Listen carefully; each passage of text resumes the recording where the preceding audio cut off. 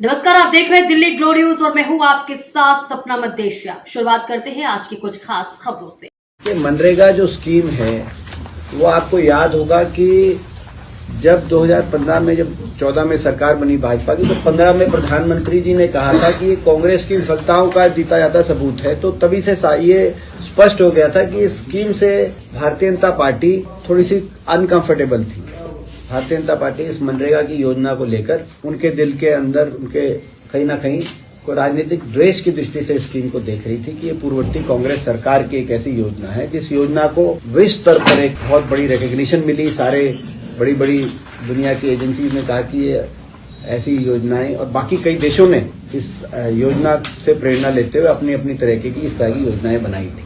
तब से लेकर लगातार इसके बजट को कम किया जा रहा था और अब ये निर्णायक चोट, ये केवल नाम बदलने तक सीमित नहीं है। जो पहली बात, नाम पे मैं आता हूं, ये बात बार बार साबित होती है कि भारतीय जनता पार्टी की सरकार काम में नहीं नाम में विश्वास रखती है। काम की राजनीति नहीं, नाम की राजनीति में विश्वास करती है। और ये सबसे बड़ा इस बात का उदाहरण है, क्योंकि बजट तो कम करने जा रहे हैं। केंद्र सरकार ने नाम तो बदल दिया। महात्मा गांधी जी जो हमारे राष्ट्रपिता हैं, उनके नाम से क्या आपत्ति किसी को हो सकती थी, लेकिन उनके नाम को बदला गया। और ये मैं बताऊं, जब ये योजना लेके आए थे उस समय भी मैं संसद में था, लोकसभा में था, ये सर्वसम्मति से पारित हुई थी। और सबने जो है इस बात का जो है, जब दोबारा से नाम चेंज वाली बात थी तो उस बात का भी सबने समर्थन किया था, भाजपा ने भी किया। तो अब नाम बदला, मगर नाम के साथ योजना बदल दी। और योजना कैसे बदली, इसके 3-4 मुख्य बिंदु हैं। पहली बात तो ये है कि पहले ये योजना डिमांड ड्रिवन थी।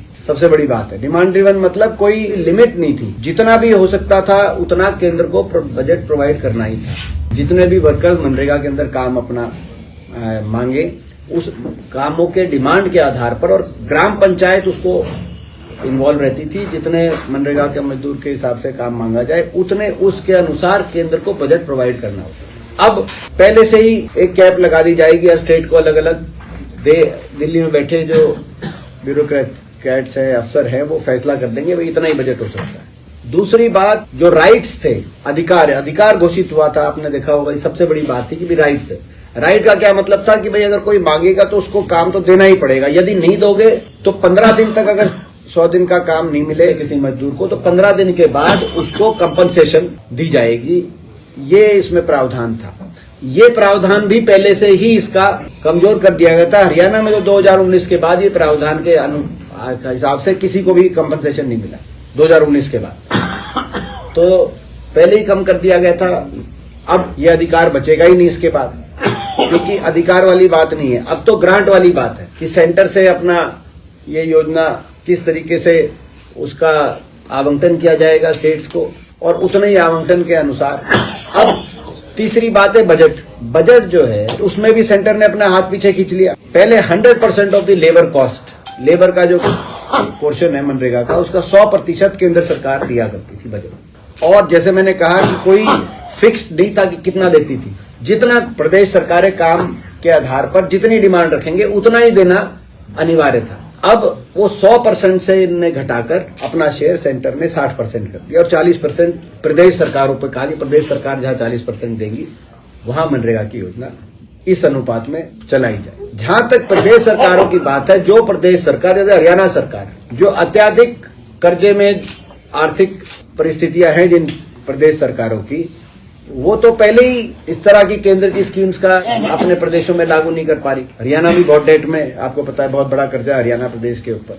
तो एक तरीके से योजना को समाप्त करने की तरफ कदम बढ़ा दिए। मैं हरियाणा का उदाहरण इसमें देता हूं अपनी, जो कि हरियाणा में पहले क्या हो रहा था। हरियाणा में धीरे धीरे इस योजना किस तरह से कटौती की जा रही थी, क्योंकि अब तो बड़ी बड़ी प्रेस कॉन्फ्रेंस कर रहे हैं बीजेपी वाले, वो भी कर रहे हैं हर डिस्ट्रिक्ट में, मैंने सुना है। हरियाणा प्रदेश में हमारे एक सांसद वरुण मुलाना जी ने प्रश्न पूछा इसी शीतकालीन सत्र में मनरेगा को लेकर, और मनरेगा के उसके प्रश्न में जवाब आया कि हरियाणा में 8 लाख मजदूरों ने 100 दिन का काम मांगा, 8 लाख, और उनमें से मात्र 2100 मजदूरों को 100 दिन का काम 2024 में मिला।